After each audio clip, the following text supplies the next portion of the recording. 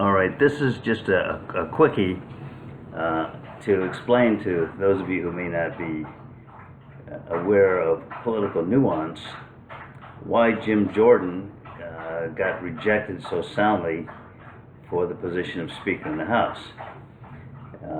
First of all, Jim Jordan's rhetoric generally is right on the money as far as most Republicans are concerned. But there are two issues out there that are the real reason he didn't get nominated. It wasn't because of any fractions or this infighting or this person didn't like that person or this was possible re-election, all this crap that you hear from the media all the time. It's real simple.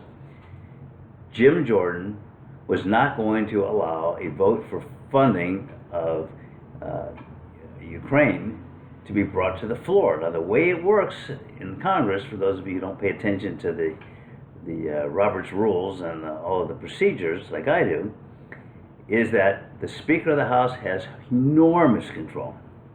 Nothing comes up for a vote unless the Speaker of the House says it comes up for a vote, which is why the minority party can never get anything passed in the Congress, because the Speaker will decide, and the Speaker is always from one party or the other, and that party's priorities, they're the ones that get put on the floor of the House for vote. And if the Speaker says it doesn't get put up for the House, it does for the vote, it doesn't get put up for the vote.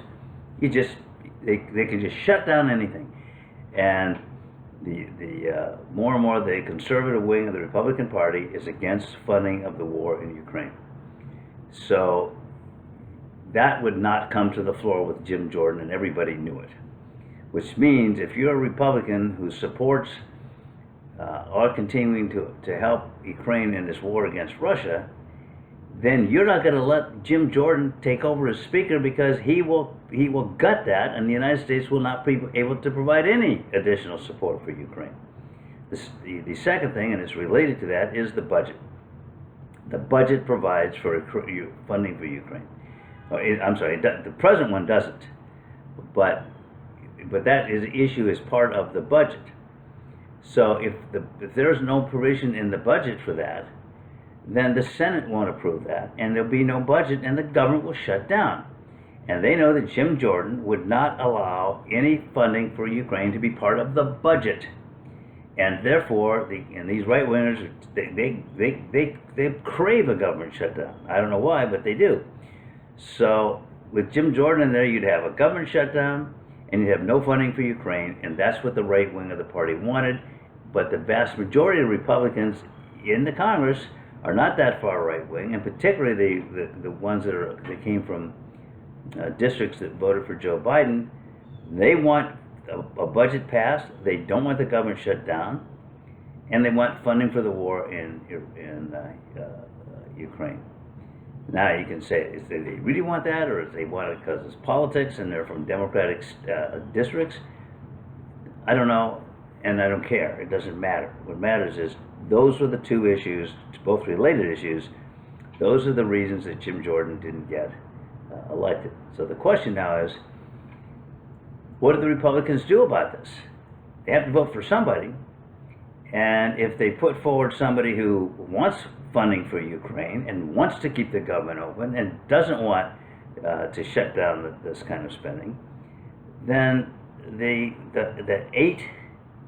gang of eight will not vote for him. But if they get somebody who's going to shut that down, then the rest of the caucus won't vote for them.